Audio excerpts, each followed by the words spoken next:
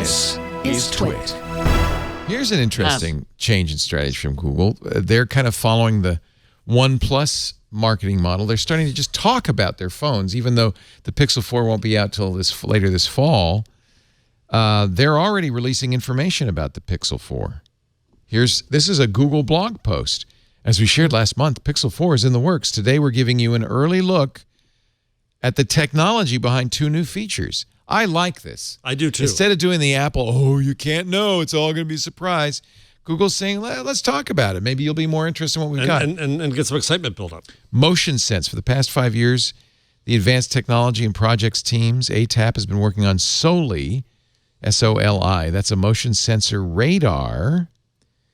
We've got a miniature version at the top of the Pixel 4. It's not in a notch, by the way. The Pixel 4 will not have a notch. It's just going to have a big bezel up at the top. Hallelujah. It senses small motions around the phone, combining unique software algorithms with advanced hardware sensor to recognize gestures. So let's figure out where this is going to go next. Because I figure that basically what's going to happen is people are going to look stupid in a whole new way. They're going to be waving at their phone to skip songs, just snooze alarms, talked about this today. Silence Kevin phone calls. No, this is not for that. This is what is for everything else. Semaphore on your phone. This is for, imagine yourself in front of your Google Nest Hub, whatever the heck it is, the smart display. You're moving through your recipe that you're working on. You're moving through your song. That's a so you good don't idea. have to say, Yeah. hey, Google, do this. Oh, sorry, everyone. I'm so sorry.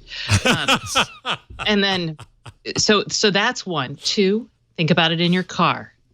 And so where we're going to see this, they're putting this on phones as a test. They're also doing it. I had said it was for economies of scale, but no one actually buys Pixels. So they're just doing it to give developers access to it in a format. It will be available in Android. So it is, as the Pixel really should be, a reference design for what other phone manufacturers might be And doing. When Soli first came out, I was excited about it, and I still am. This is interesting for robotic vision. So for robots, being able to understand, so the ultrasonic sensor, the radar sensor that's in there, gives it fine-grained understanding of movement, which means it can understand where a person is in space much better than using cameras. And it's not... I love it. Look, we're looking for new user interfaces. Voice is one. Yes. Right. Gestures makes a lot of sense. Shall I introduce the conspiracy theory at this point? Sure. The other thing that will be very useful for Google is it's another kind of camera. And it's not a camera. No, it's another kind of camera. It's radar.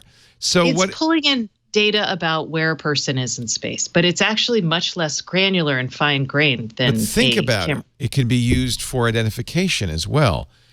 One of the things Google has already pioneered is gait recognition. I think that Google has interests. Cameras doesn't just have to be a visual picture of what's around you. I think a radar of what's around you might be of equal interest to Google. And the more sensors they have on that phone, the better they can gather information. They also say they're going to add face unlock, which, of course, Apple pioneered here. They say the Pixel 4 will proactively unlock faces even if you don't lift your phone. If the face unlock sensors and algorithms recognize you, the phone will open the minute you pick it up. It's already recognized you. It just hasn't unlocked until you tell the phone, I want to use you. Face unlock works in almost any orientation, even if it's upside down. And you can use it for secure payments and app authentication, too. This is a little bit of, let's do what Apple's doing. Benedict Evans, who's a brilliant analyst at Andreessen Horowitz, wrote a piece, I just put it in the rundown this month, arguing that, talking about computers that can see. Yeah. That how a huge number of cameras that are being produced are not produced to make anything for us human beings to look at. I agree. Right? I think he's right. And that's where the notion of vision goes. It's a lot of Stacey's world, right, Stacey? Yes, and I've in the last 2 or 3 years, I think I've written his article several times. Yeah. But yes, and this type of technology, I know just probably a few months ago, I wrote about radar and Project Soli and other sensor efforts that use radar. This is going to be super popular for aging in place. People are already using it to measure falls. There's a so good, yes, there's a good use. Yeah. Yep. There's the conspiracy theory, yes, but this is for most people way less intrusive because, and this has always been the case. People worry about images of themselves that are viewable by other people online and searchable, right? We worry about cameras for that reason. People don't think about metadata that can equally understand that when a computer knows that, I am doing something embarrassing, it doesn't bother me because it's a computer. As long as the computer, and people don't think about the fact that the computer can say, oh, this set of metadata means Stacey's picking her nose right now. As long as that's not visually out there on the internet, I don't care. What happens in Intel stays in Intel. Yeah. I would submit that that's a typical human-centric point of view, but not a very informed point of view. Which is what Stacey's saying. It's not, but that's what I'm saying. I'm saying that people think that's great, but what's really happening is that metadata about my falls or me picking my nose or whatever, that is going to be turned into Stacey picks her nose. Right. Let's market her some, I don't know what products nose pickers have. The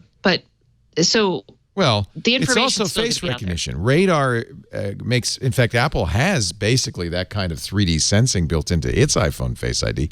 Face recognition with a 2D still image isn't as good as 3D images. They don't use radar. They use depth sensing. Is it a time of flight depth sensor? Time of flight? It is not. Time of flight. No, what is like LiDAR. What type of? It's not LiDAR. There are three. It's not LiDAR because they're thinking of adding LiDAR in 2020. Apple bought an Israeli company called PrimeSense that developed this initially for Microsoft's Kinect. The Kinect, right, and it's the same technology in the Apple iPhone, I should point out, can tell your heart rate. Right. So with the Kinect, for instance, when you're exercising, Microsoft stopped selling them for a reason I don't fully understand. But there are three different technologies. They can tell if you're exercising hard enough because your heart rate at distance is not fast enough. This kind of technology is very useful.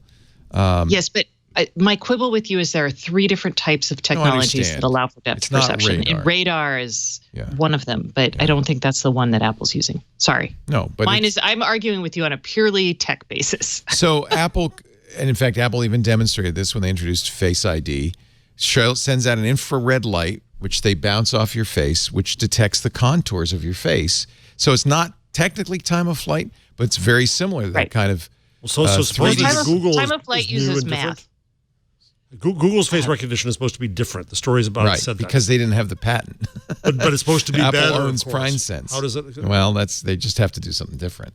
Because they're saying you don't even have to pick it up to your face. They can do it from different angles, get upside down. Yeah, and this was, Apple had struggled a little bit when it first came out with Face ID at doing it at different, and if it's the camera's rotated.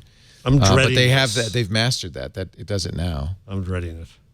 Well, I want to point out that it's, there's some value to it for unlocking or sensing or gestures, but I wouldn't be, you got to remember how Google thinks about this. They're not rubbing their hands gleefully saying, and while we're doing that, we can also sense your heart rate and all these other things. They think of this all as a general benefit. We will know more about you and we can deliver more services as a result. But I should point out, as you have, Stacey, that it is much more information than a 2D picture can give you.